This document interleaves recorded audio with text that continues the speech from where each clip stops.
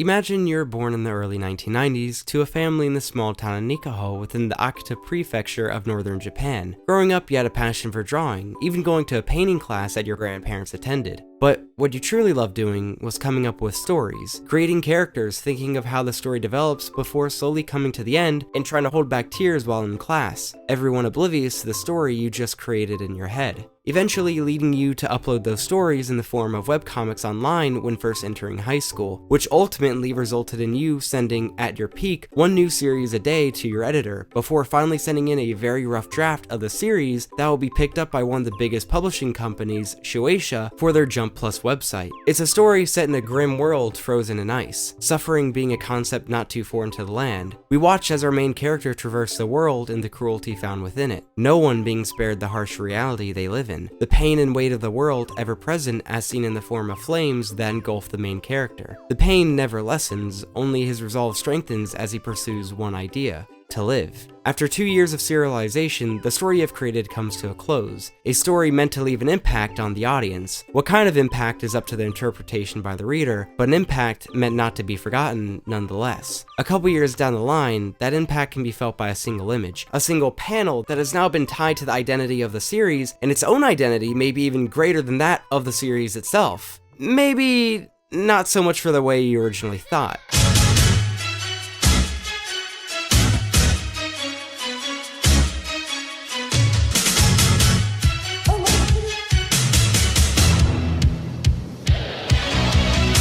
Chainsaw Man is without a doubt one of the weirdest animes out there. From the characters, to the story, to even the fan base, there's no shortage of strange things going on surrounding the series, due in part by the creator of the series himself, Tatsuki Fujimoto. During the opening, it was Tatsuki Fujimoto's whose shoes I had you imagine yourself in. Aside from Chainsaw Man, Fujimoto has also created other notable series such as Fire Punch, Look Back, and Goodbye Eddie. These are not the only series he has released, but they're the ones more people are familiar with. All of them have something very unique to them and them only that allow them to not only stand out among his own work, but among the industry. However, I think it's Chainsaw Man that stands out the most. Yes, because of the twists and turns seen within the story, but mainly because of just how weird it is. Now, that might sound like a bad thing, but if you've seen the series, it's what makes it so good. So good that it's caused fans to start barking at people dressed up as Makima, a phenomenon that the creator commented on, saying that these people are very odd. The question I want to ask is why? Now, you might be thinking, asking why Chainsaw Man is the way it is like asking how magnets work. They just do. So to elaborate, I want to take a closer look at a couple things to see if we could get a better idea of the thought process behind the creation of Chainsaw Man. Something a lot of people give credit to the Chainsaw Man for being able to do is have its characters stand out in a genre full of similar protagonists. The one who showcases this idea the most is the main protagonist of the series himself, Denji. Despite being the protagonist of a shonen manga, he doesn't feel anything like Naruto, Deku, Goku, or anyone else from Fortnite. This is more obviously seen through something like his goals or aspirations. When we're first introduced to Denji, we find out what kind of situation he is in and what he does to get through each day, not having any personal goals outside of maybe being able to eat jelly on some bread or get lucky with a girl. His main driving force is to be able to pay back his father's debt to the mafia. So in the first episode, when he's freed from that debt he has tirelessly worked to pay back, you're left with a feeling of,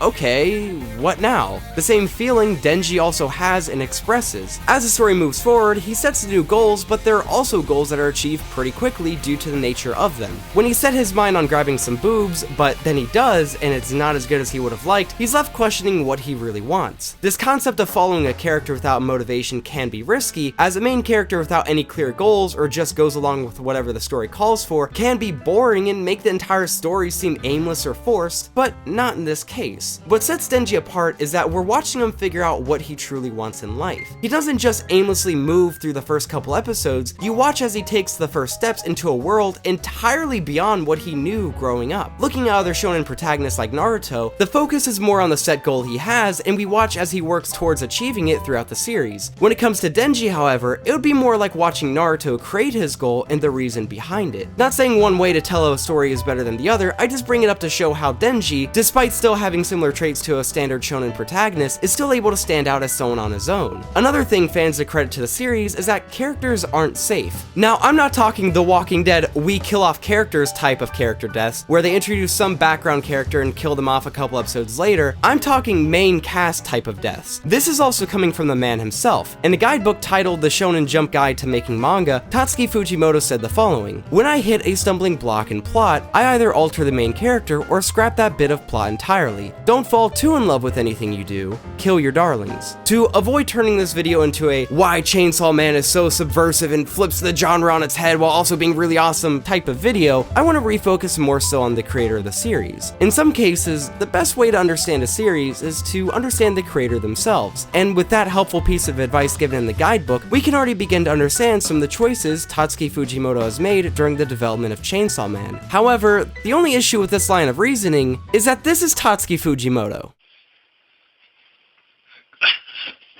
Remember that tweet earlier in the video talking about how Fujimoto said that fans who bark for Makima are weird and shouldn't touch a series? That was fake. And if the Twitter account who made the fake tweet coming out and saying it was fake doesn't convince you, then let me focus your attention to an interview between him and Samura Hiroaki, the author of Blade of the Immortal. During this interview, they talked about a variety of things: inspirations, creative process, life experiences, before Fujimoto completely derails the conversation by asking if Samura is a sadist, then proceeding to retell a story from when he was in college where I'll just read the quote. "I also like domineering and irrational women. In college, there was a girl who was mean to me, and then one day at school, my bicycle had fallen over. I was wondering what happened when she said, 'I knocked your bike over. Ha ha ha.' I was so happy." That doesn't make me think of someone who would be weirded out by their fans barking at their characters. That makes me think of someone who would be barking alongside them. Fujimoto's bizarreness doesn't just stop at the stories he's created, but it extends outside into his online persona, recently having his Twitter account banned due to being too young to have a Twitter account. Now, that might sound strange, as you only need to be 13 to have a Twitter account, and he was born in the 1990s. Well, that was because he was role-playing as his fictional younger sister, who was 8 years old and in 3rd grade. If you look more into this whole situation, you may stumble upon a WordPress that has one of the most relatable things I've read while trying to make this video. I have no idea why he does this. It's not just the fans who have noticed this more eccentric side of Fujimoto either. With Soe Ishida, the creator of Tokyo Ghoul, even commenting, "Fujimoto had better realize soon that he's much crazier than he thinks he is." The question still stands, why? We can sit here and point out all the crazy things or weird happenings that surround the series or its creator, but that doesn't answer our question.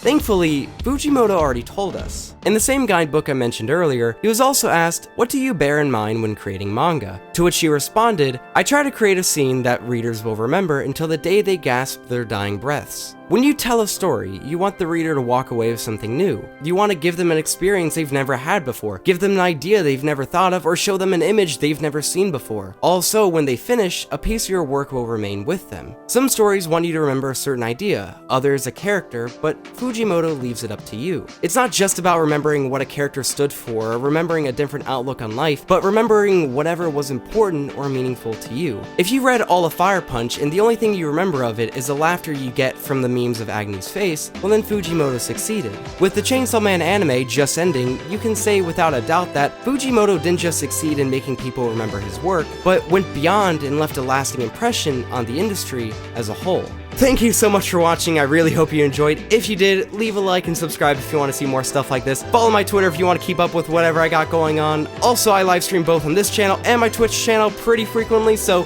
if you see me live, hop in chat, say hi, I'd love to have you. Anyways, Happy New Year, thank you so much for watching, I really hope you enjoyed. If you haven't already, watch the anime, read the manga. I'll see you in the next one.